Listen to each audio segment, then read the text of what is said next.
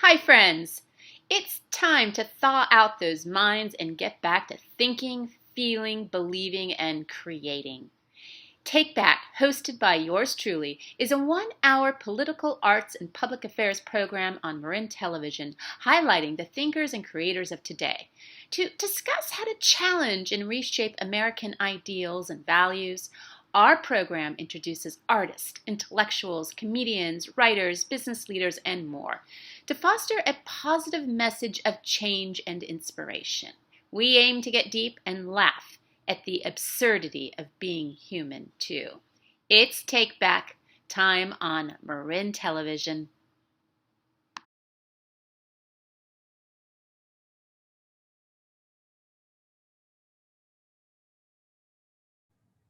Welcome, Stephen Adler, to Marin Television, our program here called Take Back, the Universe Loves to Laugh.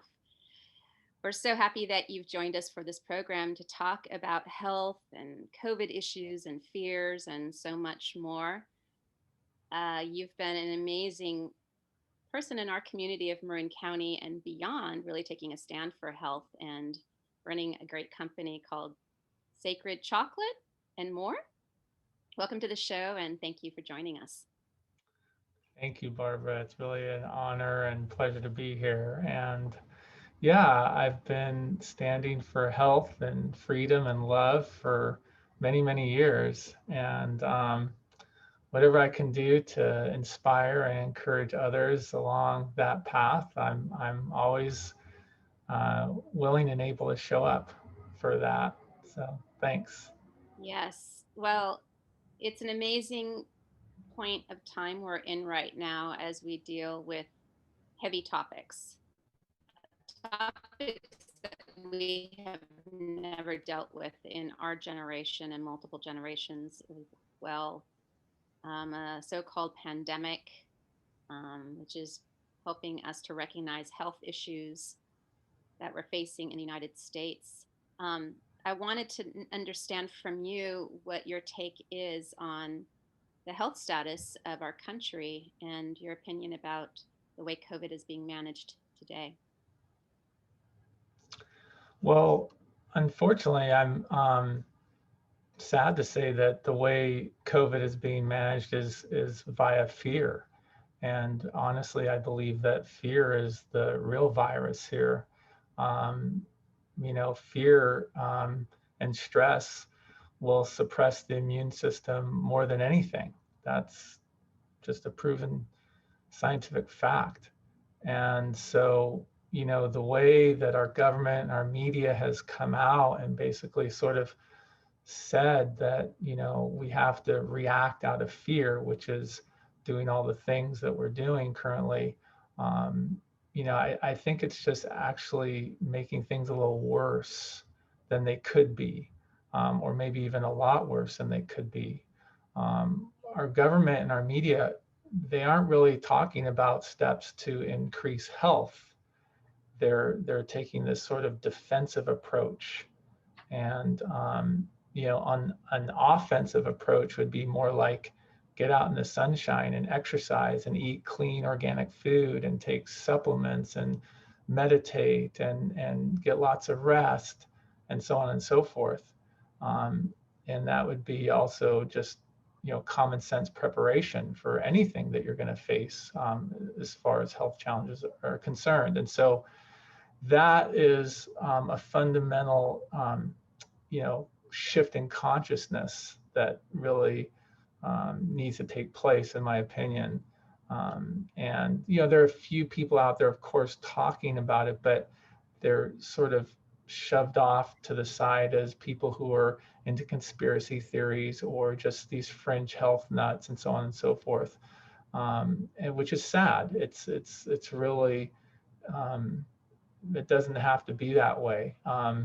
So it's really the only cure for this sort of fear is love, and it's really about encouraging people to tap into the love that they are, the love flowing from their hearts, and how basically acting as leaders in that way to impart courage, impart inspiration into people, to focus on love. Love is the only cure for fear, and so that's really the most important thing. And love will naturally, bring about the energy and the focus to to implement these things I just mentioned, which are just common sense things. You know, take extra vitamin D, take extra zinc, take extra lysine. I mean, I can go through a list of just off the shelf things that can boost your immune system and Right. put you in a better mood and a better attitude because so much, and this is actually a love-based phenomenon, so much of things is the scientific placebo effect.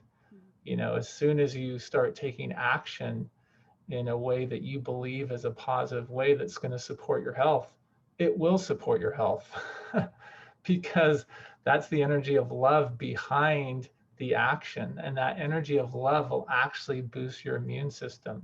It's proven that fear, like I said, will just suppress the immune system more than anything.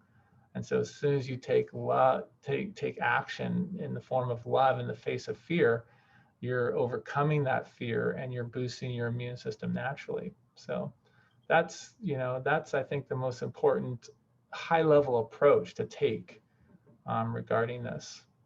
It's a really interesting point that you raise because it's about taking care of ourselves. And that's language that I'm not hearing from our government officials. It's all about hiding. It's not about taking your own power to eat better, for example. And what does that exactly look like when you recognize that our even government subsidizes some of the worst food in our system, processed food, a lot of junk food? What does healthy food look like? And what's more is we're beginning to recognize levels of obesity in this country, which, how is that happening? Or diabetes. Those are all results of bad eating habits and lifestyles, much of which is driven by our mainstream culture. So, how do we get out of that habit and really take charge of our own health? And what might that look like? Well, it begins with belief and baby steps, honestly. And some of that can be generated just by seeing others who have overcome those challenges. So there's so many people on the internet, in social media, who have overcome these health challenges through natural means, through shifting their perspectives, shifting their belief systems. And when others who are suffering from these things like obesity or diabetes or whatever it may be, you know, get enough exposure to these people who then become, of course, evangelical because they've radically transformed their life and they want to share that with others.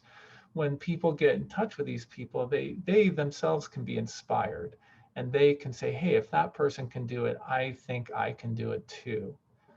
Because it's about overcoming habits. And so the way that you overcome habits is you have to slowly, and again, it's a love thing. You have to tap into your own love to say, hey, I love myself enough to start taking these little baby steps and start changing these habits, because it's basically exposing yourself to a new environment and then taking these baby steps, these little action steps in that direction that starts to slowly transform you.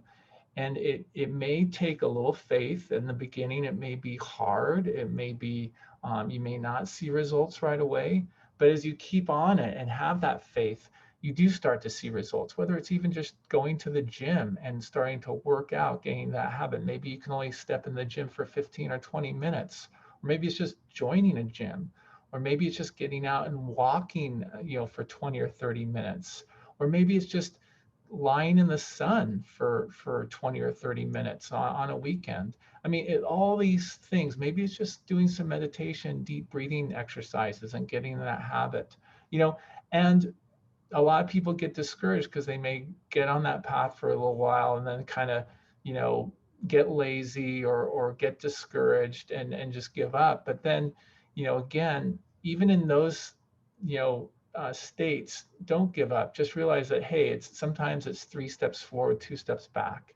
but just keep on that 3 steps forward, 2 steps back, because the net, of course, is just one step at a time, one step at a time. And so it's a matter of tapping into other people who have the fruit on the tree, tapping into people who have transformed themselves, so who have gotten, overcome things. It could even be things like overcoming cancer. I mean, there's so many things out there. And so the information's there, the tools are there, everything is there for people to get healthy. It's a matter of, you know, broadcasting the information and giving people that little sense of belief, that little sense of encouragement and inspiration, so they're at least willing to take those steps. And the great thing is, as people start to do that, it's contagious. Just like fear is contagious, well, guess what? Health and inspiration and positive attitude, those things are contagious as well. So So perhaps we should start swapping good recipes and take some dance lessons together, a little bit of exercise, a little bit of unity, and some good food instead of hiding away. I wonder about that. So, your definition of love, I mean, that can be mean so many different things. I think the Greeks had 13 definitions of love. What does that mean to you? And how would you describe that? well, the funny thing is, love can't be defined. It's, love is the grandest mystery of the universe. And, you know, my hat's off to the Greeks for making 13 different definitions, but honestly, there are an infinite number of definitions of love. Love is the foundational energy of God, and love is actually the foundational energy that brought forth existence itself. And we are each unique rays of love from God. The quote "children of God" is spoken of in scriptures. That's what it's referencing. It's referencing these sort of unique, rays of energy that we are. Our love is always flowing from our souls, Mm. and that love is always, carried out into our lives, and it draws to us things that we need to fulfill our purposes in life. And so love is very interesting in the sense that, it's I mean, I can go on and on, but it can basically reduce any polarity or any conflict to a paradox. That's one of the characteristics of love. It really has no opposites, and for example, here's just a simple paradox. For example, in giving you receive. That's just a simple, and these paradoxes of love go on forever and ever and ever. Right. In surrendering, everything is accomplished. There's another paradox. In the presence of love, all these paradoxes come into play, and so love can reconcile anything. It can supersede all structure. It can rearrange all structure.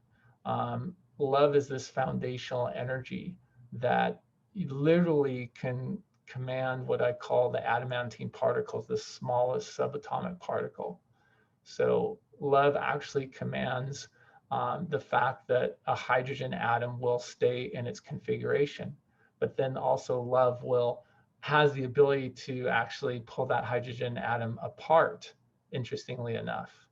So, I mean, that's what love is. I mean, to me, I have a lot of different theories that aren't scientifically proven, but like, for instance, one is I believe gravity is a form of love.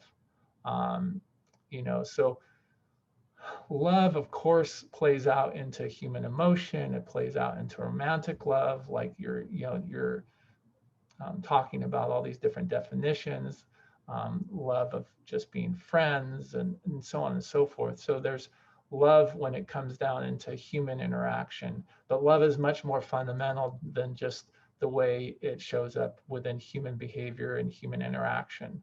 Sure. Um, And it's a word that can be certainly abused in so many contexts as well. But what I'm hearing from you, and I wonder what your thought is this, it's an energy, right? It's a positive energy of unity, something that binds us together, of light, if you want to equate light with positivity. Although some might argue that darkness is also a form of positivity. It's It's a balance. It's a balance of energies that that needs to be recognized. Yeah, I mean, it's definitely, I mean, like I said, we can't define love. Basically, we are inside of love. Love is out, is love, love is in all structure, but then it also is outside of structure too. Right. So love is in these three dimensions, but it also exists outside of these three dimensions. And certainly So respect is a bold word to include in that conversation, right? I mean, what's that? respect, the word respect, because that is also a form of love. Absolutely. Like, okay, so from my personal belief, I believe that, at the center of our soul, this sort of energetic, immortal matrix of energy that carries forward throughout this life and other lives that I believe that we have, this immortal soul contains everything that is our potential and things that are energetically immortal, whether it's talents or memories or abilities or all kinds of things. Okay, and Right. so, but at the core energy that is allowing our souls to evolve and to grow in consciousness is this love that is flowing at the center of the soul, which I like to call the Sacred Heart. And this Sacred Heart has all these unique intelligences, all associated with infinity. So, you're talking, like you said, unity. One of them is respect. One of them is love itself. One of them is life, honesty, justice, kindness. All these things are basically rooted in love. Mhm. So love is always going to, basically honor respect. Love is all and bring about respect. Love is always going to bring about justice. Love is always going to bring about kindness. Love is always going to bring about life. Life is just love in action. So love is not only is it commanding these adamantine particles, not only is it this universal solvent that basically can reduce all polarities to loving paradoxes, but it's also the basis of all communication. Respect is communication. So love is basically communicating instantaneously through what's called the one spirit. The one spirit is everything and everywhere. Okay, so our physicists call that the unified field matrix. But love communicates instantaneously throughout the entire one spirit. And that's been scientifically proven. You look at things Yeah. like quantum entanglement, where you get two, say, photons that are in relation to each other, and then you split them off into different parts of the universe. And if one changes or spins or does something different, it immediately affects the other. There's no time lag. And that's been scientifically proven over and over again now. Yeah. So actually, that communication process that's taking place in the one spirit or the unified field matrix is actually taking place through the power of love. Quantum entanglement is caused by love communicating instantaneously throughout the one spirit. Mhm. So, I'm talking kind of higher level metaphysical terms, but these can be reduced to our current understanding in physics. What we're faced with is, an issue of what I call the social contract, which is that's something that is, a historical thing that has been around for eons now, which is basically this idea that when we're a member of society, we sort of, agree or choose to give up certain freedoms to gain certain protections and share resources and so on. And so we're at this tipping point now in society where, because of a lack of love, which generates fear, uh, and the people who are making the laws, the policymakers, and so on and so forth, have basically, due to this lack of love, implemented a lot of judgment around this virus, a lot of judgment around, protocols and stuff, which then, causes a lot of control. It's like, okay, we're going to implement all this control. All this happens due to the what kind of the internal struggle between the human mind and ego complex and the Sacred Heart in our soul and our love. And this is the human condition. right? This is basically the ego itself is the human condition. I don't that they're equivalent in my opinion. And so this is an age-old battle of like, okay, am I gonna basically listen to my ego, listen to my heart, and do or listen to my mind? So listen to my ego, listen to my mind, and do what it's telling me to do, or am I gonna listen to my soul, to my heart, to what I feel is the loving thing to do? This is the age-old battle that's been going on since you know the fall out of the Garden of Eden.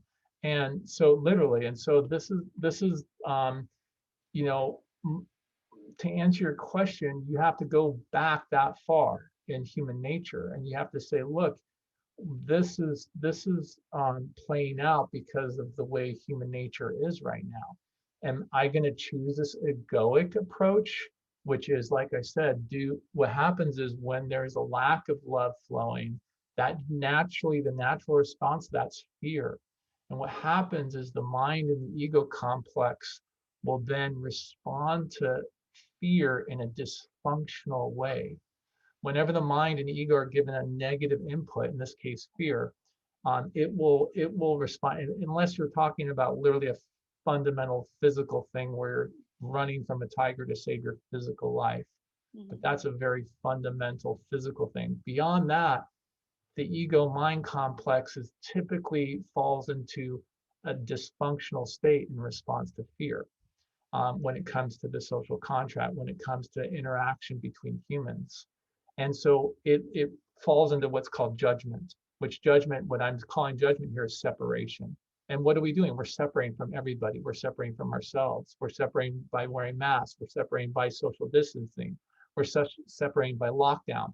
This is the egoic approach, because the egoic approach is one of judgment. And once you get into judgment, the response to judgment is control. Control this, control that, control everything. And Although so, interesting, I hear where you're going, and I agree.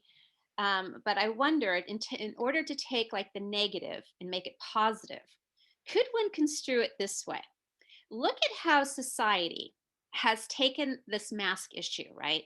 And the narrative has been construed to, oh, by wearing a mask and isolating yourself, you're protecting other people. Okay, so that narrative, however it's been manifested, whether it was for good reasons or for power reasons by the power elite, those who are carrying the narrative right now, could we construe that into a way of, wow, look how much love people have for one another, right? well, Used yeah, in a way of like, okay, let's take this so we empower ourselves.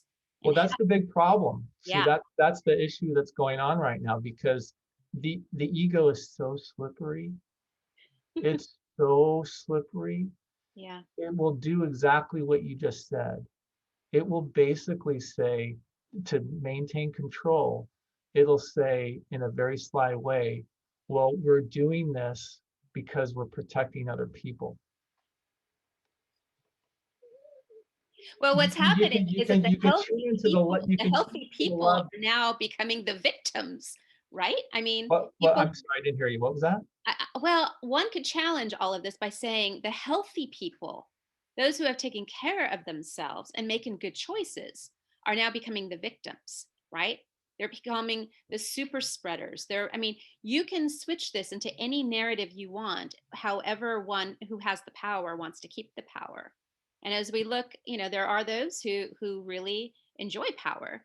And right now, that has become, the corporate dominion, let's call it.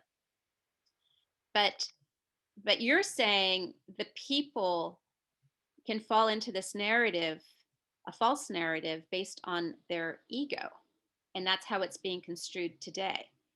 Well, let me back up, because many people don't even know what the ego is. Okay.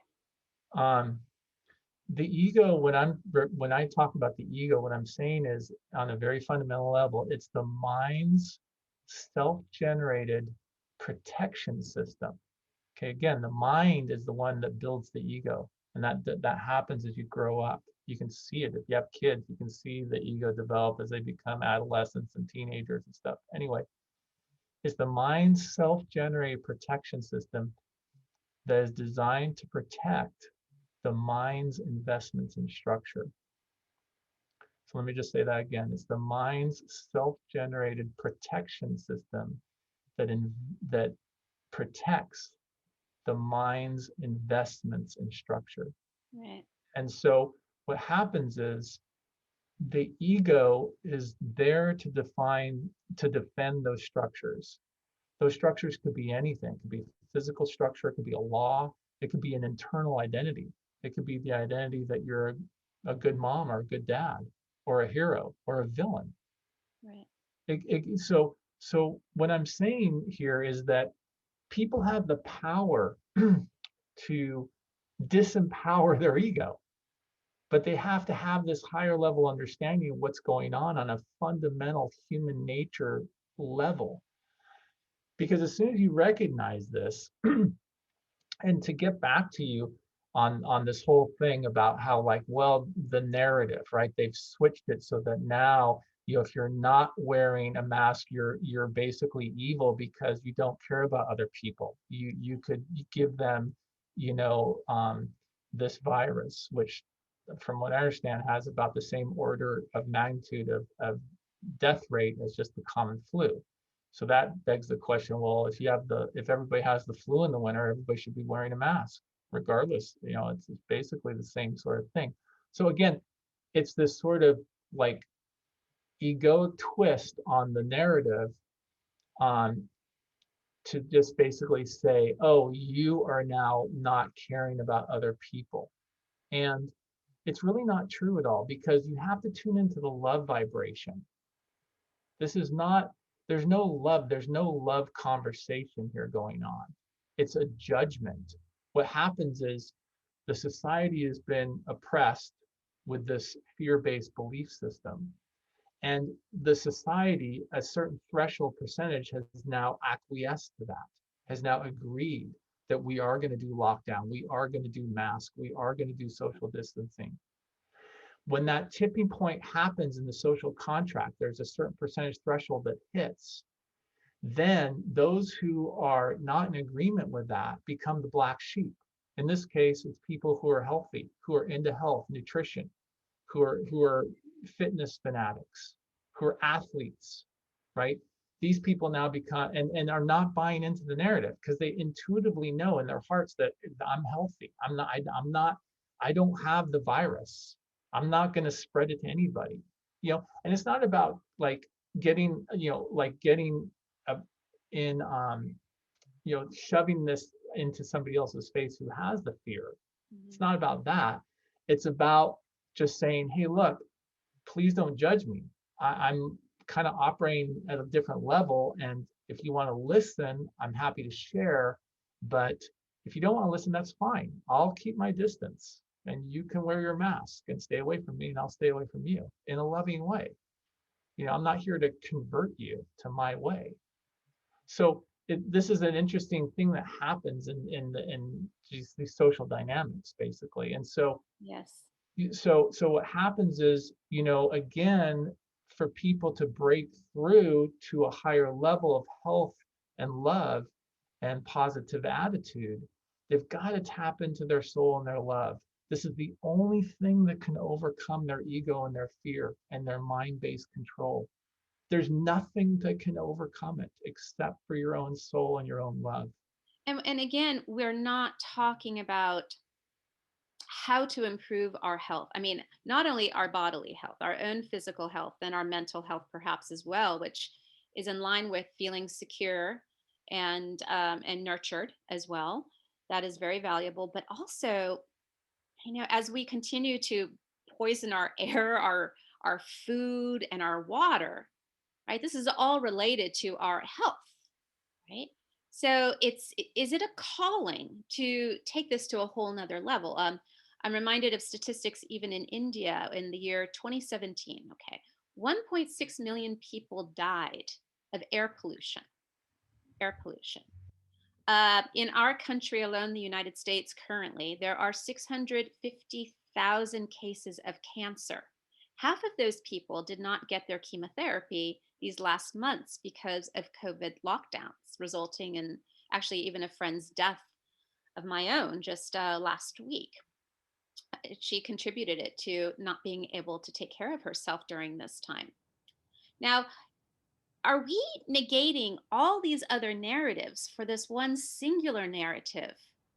That is, statistics are showing from the CDC itself that most, what was it, 94% of the people who died of COVID had major preconditions, were elderly and infirm, right?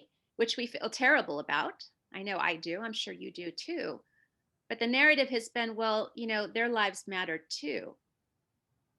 So that Every life there's a guilt that is suddenly created, and I'm raising my hand and I'm saying, well, can we look bigger at this and say, I don't want people to have preconditions. How do we fix that to begin with? How do we get under all of that and rise people up and say, we need a healthy society? Of course, of course. I mean, well, we have to communicate it. I mean, we have to begin, like I said, inspire other people to, take a more natural approach to life, be more honoring to the plants and the animals and the earth itself. I mean, basically the majority of just dietary disease is from unloved plants and unloved animals on an unloved earth. It's basically, focusing on that bottom line, right? It's like, oh, we use pesticides and herbicides and fungicides and all these things because it improves the bottom line, Right. right? I mean, it goes on and on. The pollution as well. It's all because of fundamental bottom line. It's like, well, it's because the economy. We want a booming economy, and if we take these other the measures that you're talking about and take a more natural approach, our economy may not boom as well. That's not true. That's just the ego, again, being invested in the structure. The structure. See, remember, all structure is mortal. That's fundamental. That's an intrinsic, fundamental fact of all structure. All structure is mortal. So what happens is the natural demeanor of the mind and the ego is one of conservatism, one of conservation, because it's trying to protect that structure from dying. But all structure will always go through its cycle. It'll eventually, once it serves its purpose, and structure is not bad. Structure's here to serve us. I'm glad we have traffic signals so we don't have massive accidents in every intersection. I mean, structure is here for a shared reality. It gives us a shared reality. It's good. It's a social contract. It's a social contract that we can all in tune with. That's one type of structure. We can talk physical structures. We can talk ideological structures. But what I'm saying is that the structure is here to serve us. When we start serving the structure, that's the tipping point. That's the danger point. We're not here to serve structure. Structure is here to serve us. And so when a structure becomes something that we're serving, it becomes oppressive. We become a slave to the structure, even if the structure is obsolete. And see, that's what happens is most structures do become obsolete because of the nature of the mind and the ego, because the mind and the ego naturally is trying to preserve structure. It's naturally trying to conserve it. So this is the big issue. It's basically let the dead bury the dead. This is a biblical saying. Always seek life in the living. Always let the dead bury the dead. If it's dead and dying structures, let those dead and dying structures die and let the dead bury them. Well, with all the so-called darkness, the negativity of what's happening right now, I mean, really a collapsing of structures, old structures. I think that's a great way that you described it. And as we are trying to redefine ourselves and what is meaningful, I think those are some good things coming out of this as we really begin to recognize that we need one another, that our food is important, how vulnerable so many of us are economically. I think this is a glowing opportunity right now to redefine ourselves. So that would be my last question for you. How do you see this period of time as being an opportunity for us to redefine ourselves, maybe our society, our communities? What would you see as the opportunity there? The opportunity is always in front of us. It's just right now, because we've never taken the opportunity before, we're paying the price. The opportunity right now is just as present as it always has been. It's again fundamental opportunity to change your lifestyle. It starts on an individual basis. I mean, for sure, I'm not saying that we shouldn't publish what we believe. We shouldn't share it with other people. We shouldn't talk to our legislators. We should definitely do all these things. But ultimately, all those things will die unless you don't fundamentally change yourself. Because the consciousness will just, you know, people get excited about stuff all the time. They get enthusiastic about stuff all the time. How long does that excitement last? How long does the enthusiasm last? I've gone to many a workshop and I get so excited about something and I'm doing cartwheels out the door, like I'm going to go change the world. And then 2 weeks later, and life happens, and you kind of forget about it. And you're not. See, all this sort of stuff is it's fine. It's good. It does raise the consciousness a little bit. It does. I'm not saying don't do these things, but ultimately, it's a personal responsibility. It's a personal commitment to say, I'm going to only eat organic food. I'm going to vote with my dollars. I'm going to live maybe a more simple life. I'm going to tread more lightly on the earth. I'm going to pick up all the trash I always see. I'm always going to give money to people who are begging for money. I'm always going to do, it's these fundamental tenets that you choose to incorporate and establish in your soul. Oh, that's beautiful. And really taking on the responsibility, stop pointing the finger at others and point it to yourself, right? I mean, really taking ownership of that, health wise, value wise. It's beautiful. Yeah, I mean, free Yeah. will is the key here. And Yeah. you said something that was really fundamental. I mean, basically, judgment's the sword of the ego. Mm. And the only sin a child of God is even capable of is judgment. Judgment is the root cause of every dysfunctional human behavior. Mm. If you root it all the way down, and that judgment actually is caused typically by fear, and that fear is caused by you're not allowing your love to flow. Wow. It's a lack of love. Yeah. Well, thank you so much, Stephen. Just to wrap up, are there any lasting words that you would like to contribute before we close? Be the love that you are, live in your heart, um, surrender and dissolve your ego, um, seek life in the living, let the dead bury the dead. Don't be a slave to structure. Always allow structure to be your servant, and make a commitment to choose healthy habits, healthy eating habits, healthy exercise habits, healthy mental habits. These little habits are what will change you over time. So Thank you so much for joining us. you're And welcome. for people to find out more about you, how could they connect with you? Well, obviously I'm a chocolate maker, sacredchocolate.com, but also I'm on Facebook, and Instagram actually. So, and now newly Parlor, although I don't even know how to use that one yet, but yeah, so I'm on social media. So that's the best way to get hold of me. Okay. Thank you so much. We'll see you next time. Thank you, Barbara. Blessings.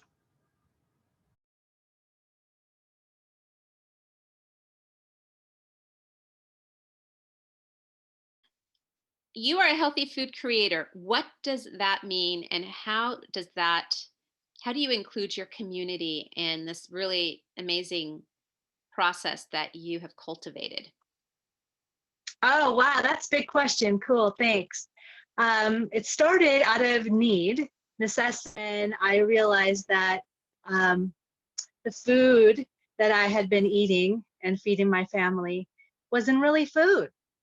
And I didn't realize that until I saw the documentary on Netflix called Food Incorporated in 2011, and my jaw just dropped because up until that point, I really believed I was on the right path. I was eating healthy food. I would get organic produce often, often buy things that were labeled organic. And every time I really believed that I was on the right track, I was eating whole grains, and yet I was gaining weight, and I was feeling more and more out of shape, and I was starting to get acidic accumulation in my knees, so to the point where my husband at the time was tired of looking at the grimace on my face when I walked up and down the stairs. And he said, "You better get yourself to a doctor because I'm sick of that face." And I was like, well, I don't really want to do that because even at that point, I didn't have a lot of confidence in our modern medicine. So I took it on myself to dig a little bit into some research available on the internet and found out that, oh, if I include some omega-3s into my diet, that could help. It could help make me less acidic, and that might have an impact. And what's high in omega-3s? Let's try chia seeds. I got some. So I started throwing chia seeds in my drink, and bam, like overnight, my knees felt better. And then I was like, whoa, that's big. That got my attention that something was up.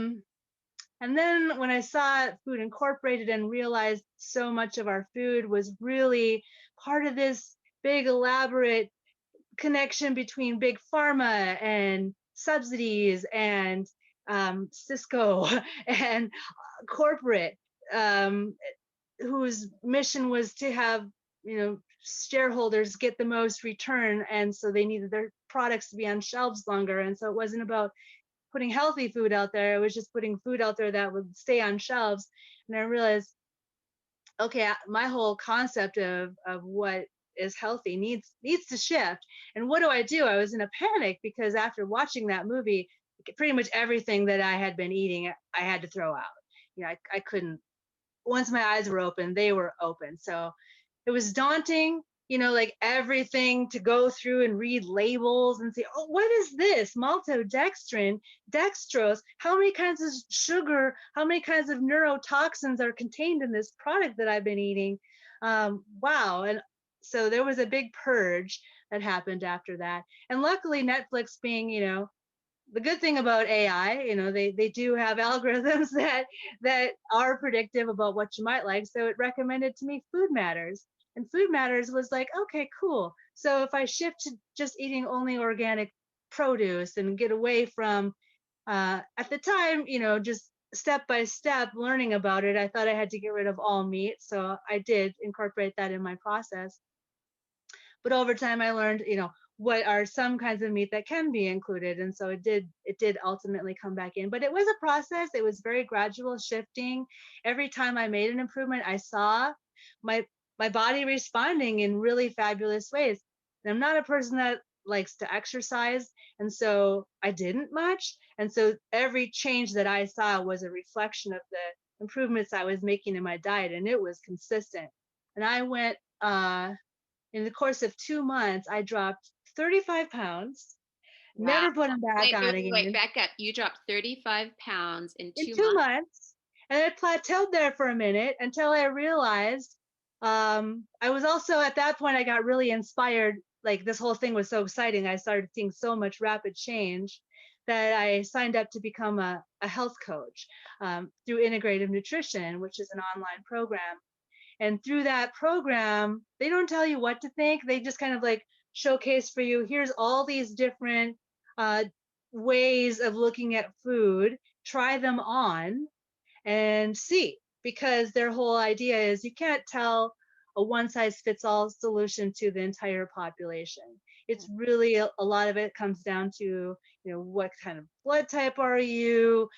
There's a lot of factors that go into it. So really it is, what I gained out of the whole health coaching program on how to help other people is to help them kind of listen to their body. And in order to be able to listen to your body, you have to first realize what's coming from your body and how it was developed, and what's coming from the bacteria that are cultured in you because of the foods that you're feeding it. So step one is to detox all that bad bacteria out of there so you can hear your real body and your real cravings. Otherwise, the cravings you're going to hear right away are the ones that are have momentum going on. So if you've been feeding yourself a lot of starches and sugars, then you're going to have different cravings than you are if you wean that stuff out. So well, that's really interesting about the bacteria, because right now with the whole COVID thing, we hear, everything is antibacterial, bacteria is evil, all of this stuff. There is a new study that came out of came out that is about Eastern Europe, and how Eastern Europe has actually done pretty well during this whole COVID time, right? And they're attributing it to possibly probiotics, which is all about the good bacteria, right? We really need, and that's something that the American diet has lost, like the sauerkrauts or the kombuchas or all of these other foods. What do you think about that? I absolutely think that is part of the solution. I don't think there's one silver bullet. I don't even think it's all food, but a lot of it is. And so, just with that being in your control, and you can see the dramatic effects that it has, there are, yes, probiotics is a big part of it. That your gut is where your immunity lives, and so to have a healthy gut is a big part of that.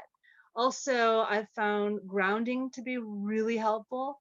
I've been doing my favorite thing to do is to sit under the tree in the backyard with my shoes off, and 20 minutes later, I feel amazing. So that's a big part of it.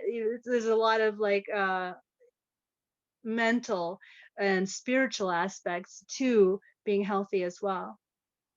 Well, they're also discovering, there was an article that I can share after this program about another study about children playing in dirt, right? It's the old wisdom of staying close to your biome, close to the naturalness of your surroundings. Dirt is good. I mean, that's what I grew up with, play in the dirt, because there are Sure. these microbes, there are the things that we actually need, that we are a part of. I mean, we're part of this earth, and we can't clean everything away.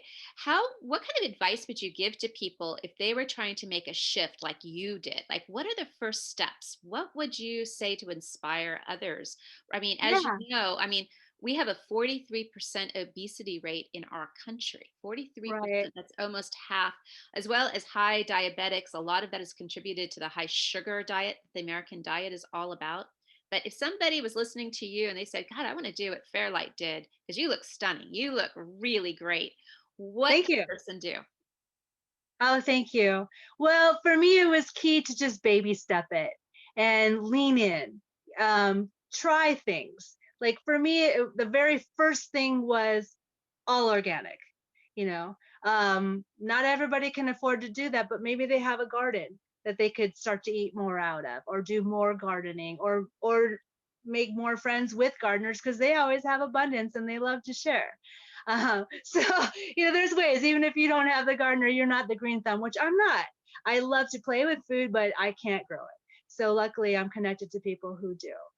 So leaning in, for me, the next step after going all organic, and I saw, boom, it dropped like 5 pounds instantly. Wow. Okay, so next thing was, I got to get rid of all this processed food. How do I do that? Well, one way, if you can't make it yourself, is to look for items that have in the ingredient list fewer ingredients, all ingredients that you recognize, things that you can pronounce, things that don't sound like chemicals. So the more foods you can get that are closer to whole foods, even if maybe one day lunch, a picnic lunch, is just you bring an avocado and some good bread. For me, it's a sourdough. It's a long wild ferment that I make, which I'm really into the fermenting things, and so that's another way to break down like gluten in a bread. And then I discovered I had a gluten allergy, or a gluten intolerance, I guess would be a better way to say it. I didn't realize that. I never thought that that would be me, even though I was hearing all about it because it was all the rage when I was taking my course in health coaching. And I thought, well, I should try the gluten-free diet just to try it on, and so I can help people through that if that's an issue for them. Lo and behold, boom, 15 more pounds gone. Whoa, guess I was gluten intolerant, because now I know that, because I can add gluten back in and balloon right back up. So, it's just listening into how your body responds, and taking, like almost a scientific approach with getting a clean diet, cleaning that up as much as possible. And one of the ways that they taught us to do that was to take out the common allergens, just to see if, for example, maybe you're gluten intolerant and you didn't know it, or maybe it's corn, or maybe it's soy. Just going for, a week or up to a month at a time without a certain thing, and then adding it back in and seeing how it responds can help alert you to the fact that, oh, I'd be better off without this in my diet. Right. Baby steps, leaning in. And then, then you can start, when you're there, then you start to hear little voices that tell you, I'm really craving celery right now, and then you're there. Because when you can hear that voice and respond to it, that's all you need. You just need to tune yourself to how you can work with your body, because it wants to work with you.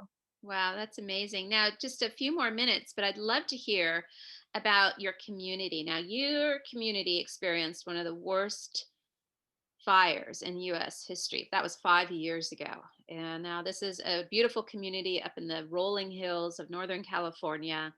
What happened to your community post fire, and what sort of healing process have you been in with food and art and bringing yourselves together again? Oh, thank you. Well, right after the fire, the lady who was running the farmers market and I started a group called Valley Fire Phoenix Rising. It was called that at the time. It's since changed to Phoenix Collaborative. A couple years after the fire, we decided it was time to move on from the fire identity, so we dropped that out of the name. But in the wake of the fire, our group was there to pull in all of the progressive voices that were kind of sounding off around the lake. Lake County, the way it's situated, is kind of broken up logistically. There's not a lot of intersect between the various communities because the lake's right in the middle. So people don't really travel much outside their little geography. And through Facebook, I was connected to people from all over the county, and everybody was using Facebook after the fire. It was the only way we could all communicate and stay in touch.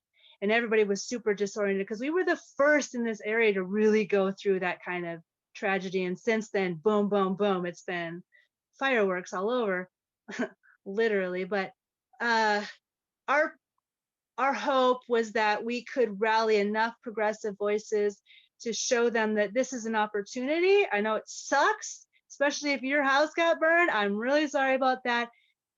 Let's look at it as a blank slate. Let's see this as an opportunity for us to come together and envision something new. And the great thing about it was Lake County didn't have much going on. So it had problems before the fire. And how can we see this as a way to not only, like, let's not just put Humpty Dumpty back together again, because Humpty Dumpty needs work. How would we re-envision Humpty Dumpty? And so the first night that we had the meeting was like a couple weeks after the fire. It was like the next week after we were allowed back in.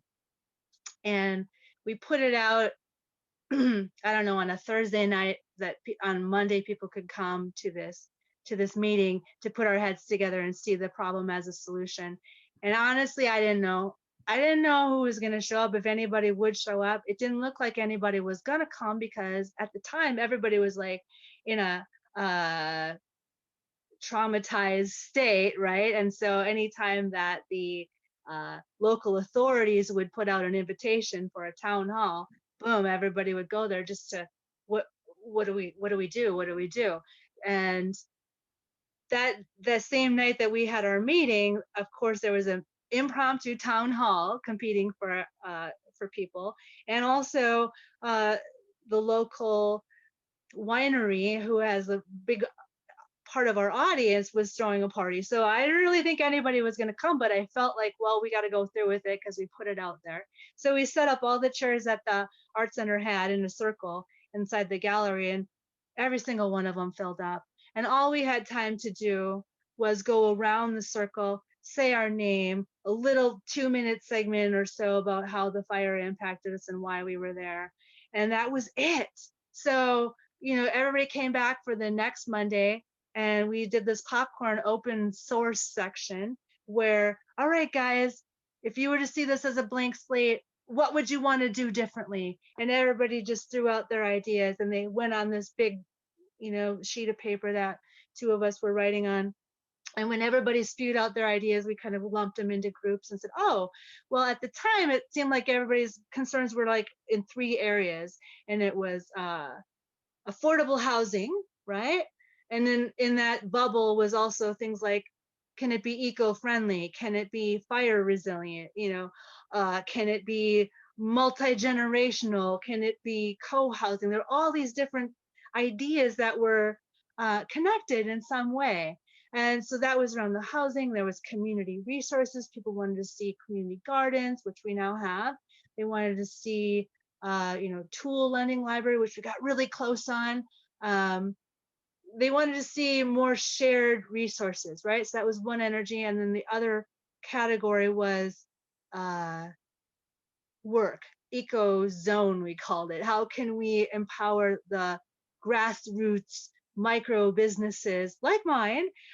Because the feedback that I had gotten from when I went to the county was that I wasn't significant enough to deserve their time. I didn't have any employees at the time. I was small potatoes, and they wanted to attract the big companies to move in. So I didn't really feel like there were a lot of tools for people like me. And so we had three categories that seemed like they weren't really there. It wasn't cohesive, and people didn't understand is, oh, you're all over the map.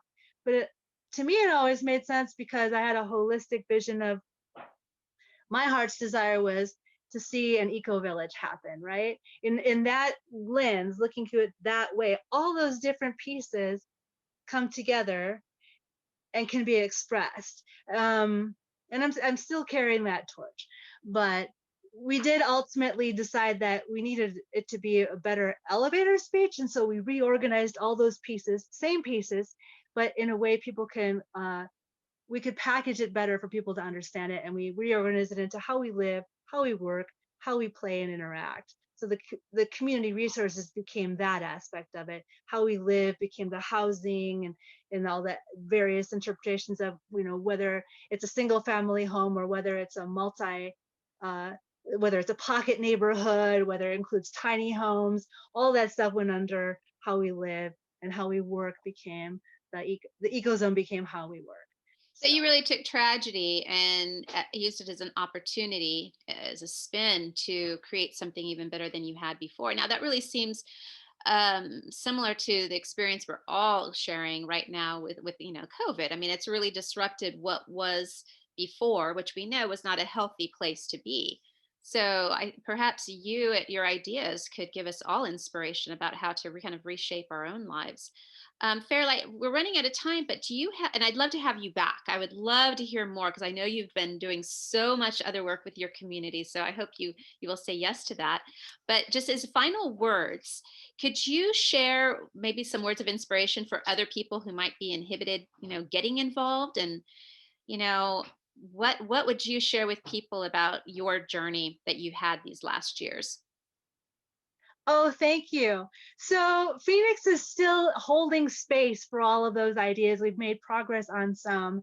And the only way for those ideas to really materialize is for other people to come and bring their juju to the mix. We are looking for co-creators who want to see a world where we have sovereignty, right? And so it's about bringing what it is that that lights you up and plugging it in. So we have a lot of space that we're holding for people like you, Barbara. I definitely see you living in our village someday. Um, uh, and anybody who has a special passion in their heart and soul. For me, it's food. I love to share my food with people, and I'd love to share more about that. So thank you for the invitation. But really, just don't be shy. Be you. We don't want people to just show up and say, what's in it for me. We want you to bring you to it, and you will see what's in it for you. By helping others, you will help yourself. Thank you so much for joining us, and we'll see you again next time. Thanks, Barbara. Bye-bye. Bye, hon.